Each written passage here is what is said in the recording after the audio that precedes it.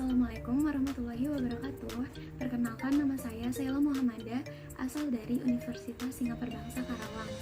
Pada kesempatan kali ini, saya akan menyampaikan materi mengenai teori Max Weber mengenai birokrasi. Sebelum masuk ke materinya, mari kita kaji terlebih dahulu profil singkat dari Max Weber.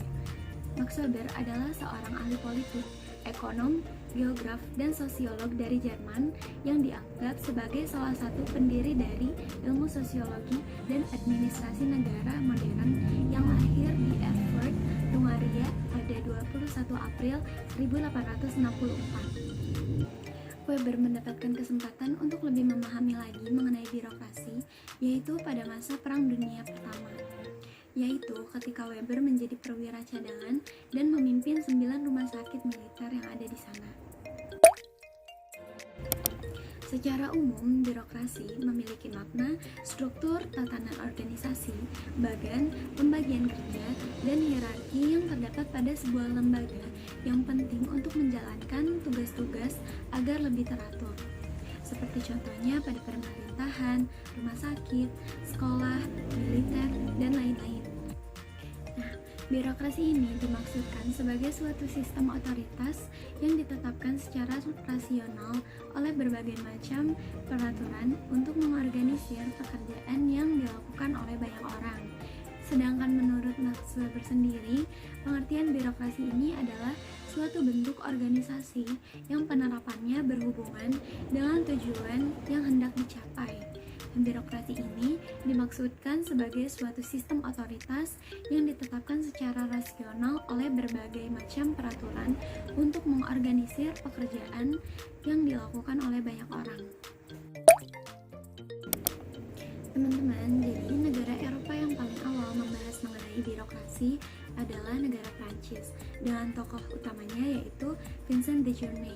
Nah, pada saat itu, birokrasi adalah lembaga yang di dalamnya duduk para pejabat, juru tulis, sekretaris, inspektur, dan manajer yang diangkat bukan untuk melayani kepentingan umum, melainkan untuk mengabdi kepada raja ataupun penguasa. Gagasan seperti ini telah ada di Cina sejak tahun 1655 sebelum Masehi. Nah, pada waktu itu, para pejabat Cina telah dipilih melalui ujian dan memperhatikan syarat-syarat lain seperti keahlian dan kemampuan. Bahkan, tulisan seperti Shen Puhai yang meninggal tahun 337 sebelum Masehi telah memuat seperangkat prinsip-prinsip birokrasi yang mirip dengan teori-teori administrasi pada abad ke-20. Di Perancis, tulisan yang dianggap penting sebagai tonggak pembaruan birokrasi adalah karya de Journay. Karena pertama, dia secara eksplisit telah mengungkit klarifikasi pemerintahan Yunani klasik. Lalu kedua, arti pentingnya penemuan de Journay berkaitan dengan alasan yang pertama, yakni menganalisis berdasarkan istilah. Dengan penganalisaan berdasar pada istilah ini, konsep birokrasi menembus budaya Eropa lainnya. Pada akhirnya, pengertian yang berkonotasi negatif bergeser ke arah yang positif, dalam arti mencari bentuk demokrasi yang ideal sebagai lembaga yang berperan melayani, bukan semata-mata alat penguasa. Nah, teman-teman, selanjutnya kita akan membahas mengenai asumsi dasar dari teori birokrasi. Pemikiran Weber mengenai birokrasi ini diawali dengan pemahaman Weber mengenai sifat manusia atau social action, yang menyatakan bahwa semua aktivitas manusia digerakkan oleh maksud-maksud tertentu. Oleh karena itu, maksud dan motivasi di belakang aktivitas itu harus dimengerti. Nah, semua pemikiran Weber tentang motivasi kenapa manusia beraktivitas tersebut dikenal dengan process of rationalization. Adapun tahapan kedua pemikiran Weber tentang birokrasi yaitu adanya anggapan bahwa semua aktivitas dalam kehidupan manusia adalah berkelompok atau membentuk sebuah organisasi. Lalu yang terakhir adalah pemikiran bahwa sebuah organisasi ada dalil-dalil atau aturan-aturan yang harus dipatuhi oleh orang-orang sebagai anggota organisasi tersebut, yang disebut dengan 8 dalil otoritas legal. Nah, dengan mendasarkan 8 dalil ini, muncullah istilah birokrasi ala Weber. Dalam perkembangan perspektif teori organisasi menurut Mary Jo Hatch, teori birokrasi Weber termasuk ke dalam teori klasik, yang mana teori klasik ini berasumsi bahwa organisasi dipahami sebagai tempat atau wadah berkumpulnya orang-orang yang diikat di dalam sebuah aturan-aturan yang tegas dalam melaksanakan kegiatan-kegiatan yang telah terkoordinir secara sistematis dalam sebuah struktur guna mencapai tujuan yang telah ditetapkan.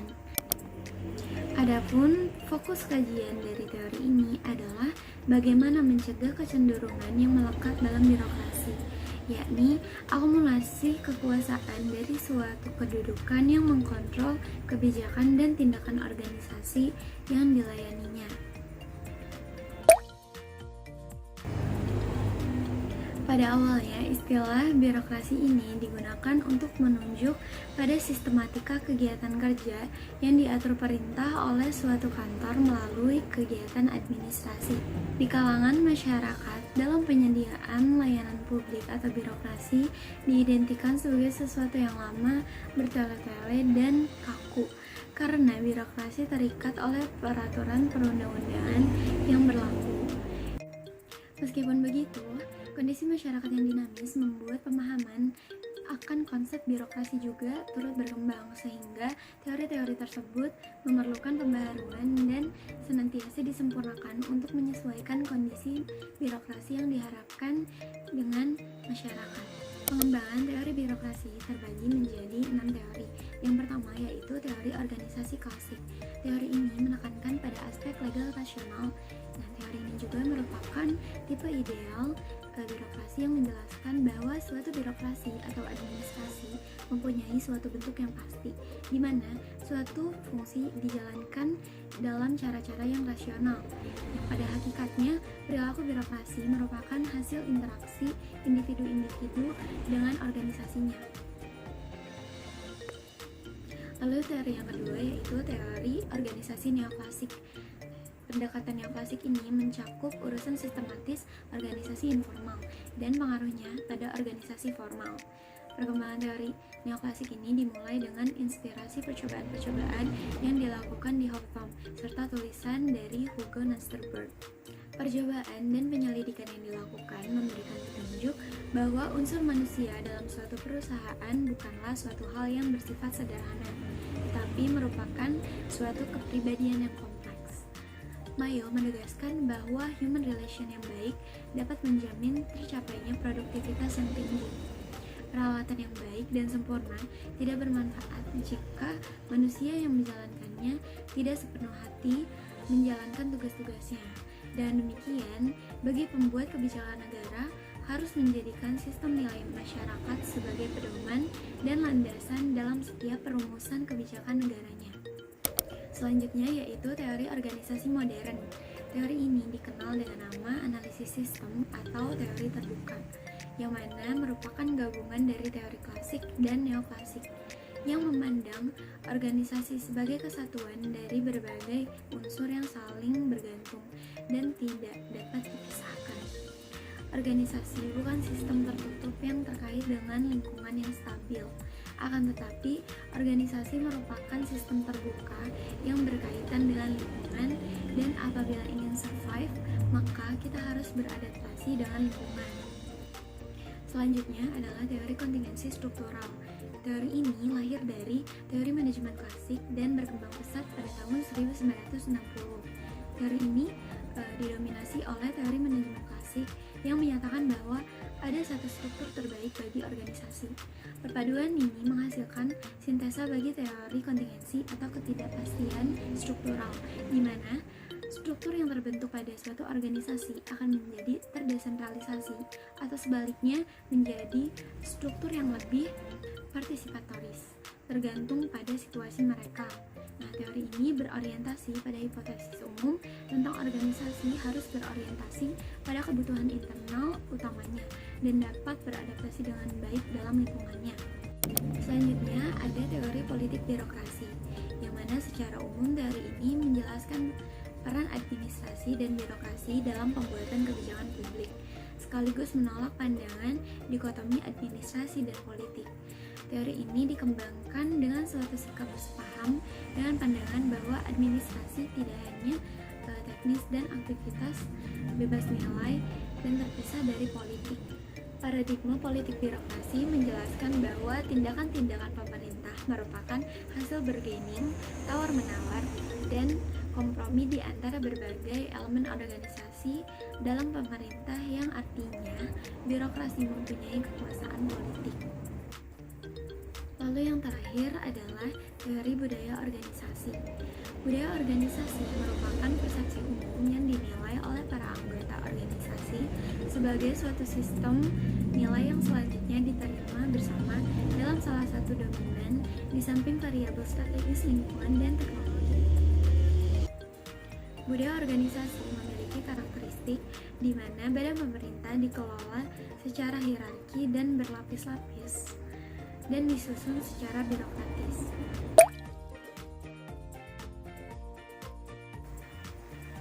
Dalam teorinya, Max Weber tentang birokrasi di pemerintahan desa Kerangkulon, ia beranggapan bahwa birokrasi rasional memiliki seperangkat ciri ketetapan, kesinambungan, disiplin, dan kekerasan, lalu keajegan atau reliabilitas yang dapat menjadikannya secara teknis, sehingga organisasi dapat memuaskan hak pemegang otoritas dan juga bagi kelompok kepentingan yang lain.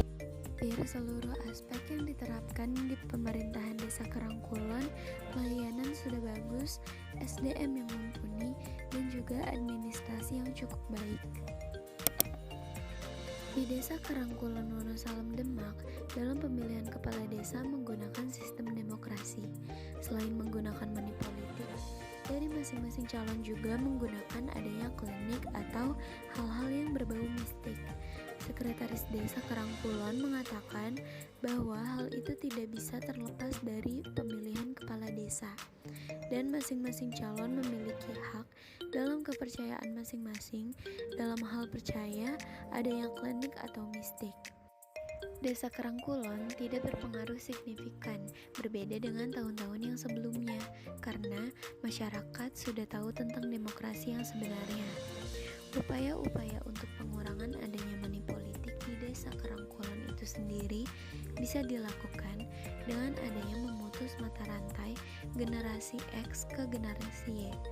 Anak-anak yang berada di generasi milenial ini telah memahami dampak-dampak buruk dari money politik dan mistik melalui sosialisasi dan ceramah dari tokoh agama setempat. Nah, berdasarkan contoh kasus sebelumnya, dapat disimpulkan bahwa aplikasi konsep birokrasi patologi menurut Max Weber dalam pemerintahan desa sejak Pilkades tahun 2013 sampai 2017, hampir keseluruhan teori Max Weber diterapkan di pemerintahan desa Kerangkulon. Pelayanan yang sudah bagus, SDM yang mumpuni, serta administrasi yang cukup baik.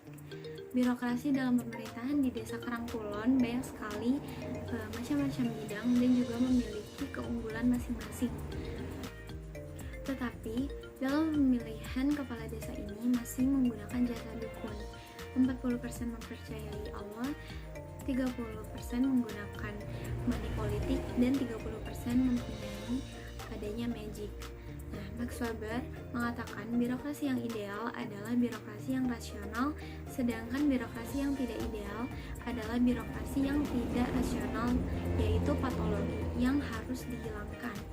Nah, jadi itulah materi yang dapat saya sampaikan kali ini. Kurang lebihnya mohon dimaafkan. Wassalamualaikum warahmatullahi wabarakatuh.